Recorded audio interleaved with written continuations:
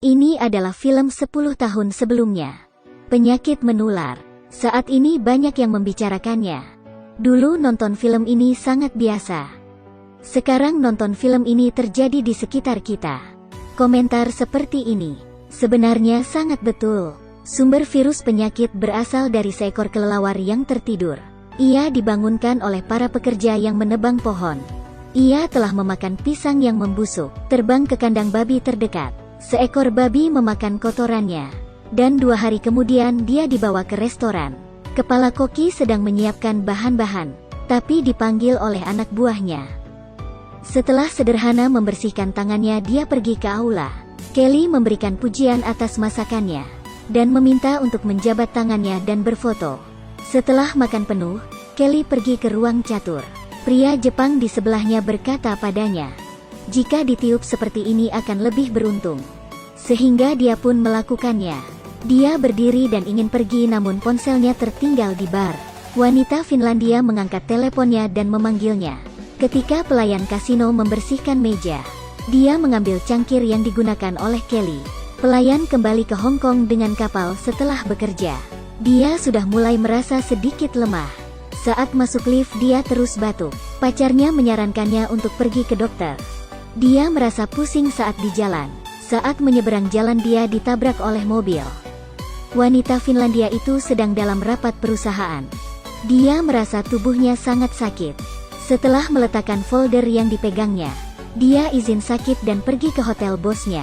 Ketika ditemukan, dia sudah mengeluarkan busa putih. Kaki ditutupi dengan bintik-bintik hitam. Pria Jepang itu naik pesawat pulang ke negaranya. Dia menyentuh cangkir pramugari. Saat turun dari pesawat dia pergi naik bus. Dia langsung meninggal di dalam bus. Orang-orang di sekitar mengelilinginya dan mengambil foto.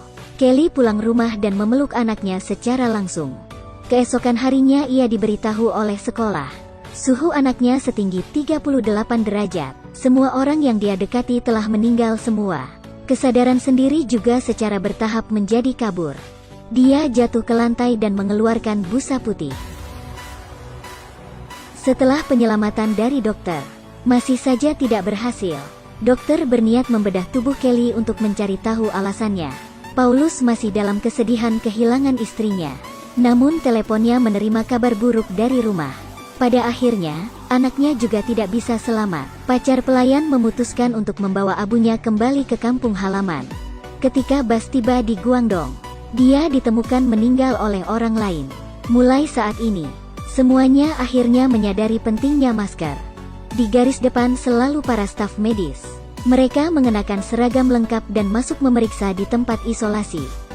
Ada semakin banyak orang yang tertular. Satu persatu dibawa ke ambulans. Bencana tidak hanya menghancurkan sistem kekebalan tubuh manusia, juga mempengaruhi sistem kekebalan tubuh masyarakat manusia. Rumah sakit penuh dengan orang dan kepanikan. Hasil otopsi Kelly sudah keluar. Ini adalah virus influenza varian baru yang belum pernah ditemukan sebelumnya. Tidak ada yang tahu dari mana asal virus itu. Kecepatan penularan telah meningkat secara eksponensial. Dan tingkat kematian sangat tinggi. Hanya dalam 5 hari, jumlah kasus melonjak dari 89.000 menjadi 270.000. Prioritas saat ini adalah membuat vaksin. Di laboratorium tingkat tertinggi Project 4, ahli biologi sedang mempelajari virus penyakit. Kesimpulan dari mengambil sampel darah untuk analisis. Ada gen hewan dan manusia dalam urutan virus penyakit. Setiap urutan terus bermutasi tanpa berhenti.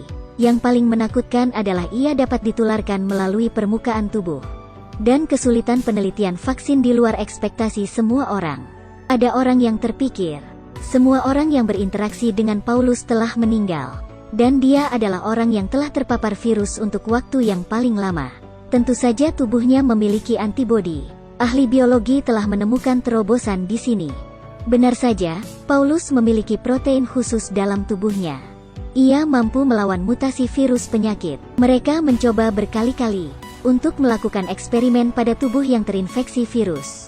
Protein vaksin akhirnya ditelan oleh virus penyakit. Para ahli biologi sangat kebingungan. Ironisnya, seorang pensiunan profesor tua melanggar aturan. Dengan mengambil resiko terinfeksi, dia melakukan penelitian pribadi di laboratorium sendiri. Dalam waktu 3 hari, Vaksin telah ditemukan olehnya, dan dia tidak meminta bayaran apapun. Dia bersedia memberikan hasilnya kepada umat manusia secara gratis. Ini hanya langkah pertama. Vaksin juga harus diuji coba di tubuh manusia. Ini akan memakan waktu setidaknya 3 bulan. Sesuai dengan kecepatan infeksi saat ini, dalam 3 bulan, jumlah kasus orang yang tertular akan mencapai 80 juta orang. Di bawah bencana manusia, seorang blogger online masih menyebarkan rumor. Dia tidak terinfeksi virus penyakit sama sekali. Dia mengklaim dirinya demam 39 derajat sebelumnya. Setelah menggunakan didesinfeksi merek ini, secara ajaib demamnya menurun. Video semacam itu menjadi viral di internet. Awalnya mengira tidak ada orang yang percaya berita bodoh seperti itu. Tapi di bawah keinginan untuk bertahan hidup, manusia telah benar-benar kehilangan akal sehat mereka. Lebih mengerikan daripada penyakit menular adalah rumor. Semua orang berbondong-bondong ke supermarket. Mereka semua demi membeli didesinfeksi. Pada awalnya semuanya mengantri dengan tertib. Dalam kerumunan orang terus-menerus ada yang batuk. Bahkan ada yang tidak memakai masker. Saat mengetahui jumlah obat tidak banyak, semakin banyak orang yang menerobos antrian. Dalam sekejap terjadi kekacauan. Kaca jendela dilempar hingga pecah. Semua orang masuk untuk mendapatkan obat. Supermarket diborong hingga kosong. Kekacauan juga terjadi di jalanan. Orang-orang mulai melakukan perampokan. Orang-orang yang merampok barang ada di mana-mana. Ini adalah pengaruh dari video berdurasi 50 detik. Persimpangan utama di kota telah ditutup. Ada orang yang menggunakan kebebasan sebagai alasan. Mereka ingin menyingkirkan pembatasan pemerintah. Korban yang meninggal masih terus meningkat. Sudah melebihi tempat pemakaman. Bahkan pelajaran yang nyata.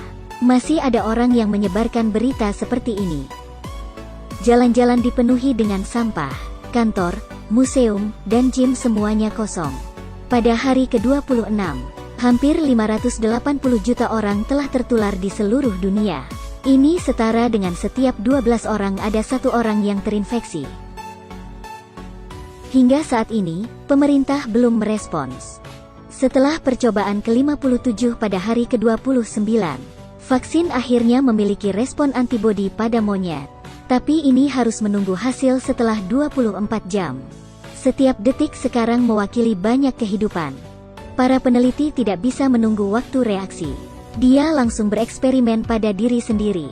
Dia pergi ke daerah karantina dan melepaskan maskernya. Kemudian mencium ayahnya. Ya, dia telah berhasil. Karena jumlah orang yang terinfeksi terlalu banyak. Siapa yang diprioritaskan untuk disuntik adalah masalah. Pemerintah memutuskan untuk mengambil angka. Hasil pertama keluar 0310. Artinya semua orang yang lahir pada tanggal 10 Maret akan divaksinasi untuk batch pertama. Artinya mereka harus mengambil angka 365 kali. Meskipun demikian, masalah tentang siapa yang mendapatkan vaksin pertama tetap ada. Mereka yang berada di urutan belakang memiliki niat jahat. Mereka masuk untuk merampok vaksin orang lain. Penjarahan di jalanan tetap sangat serius. Pemerintah juga merespon dengan cepat, memberlakukan pemberian vaksin di tempat. Orang yang telah divaksin akan mendapatkan gelang.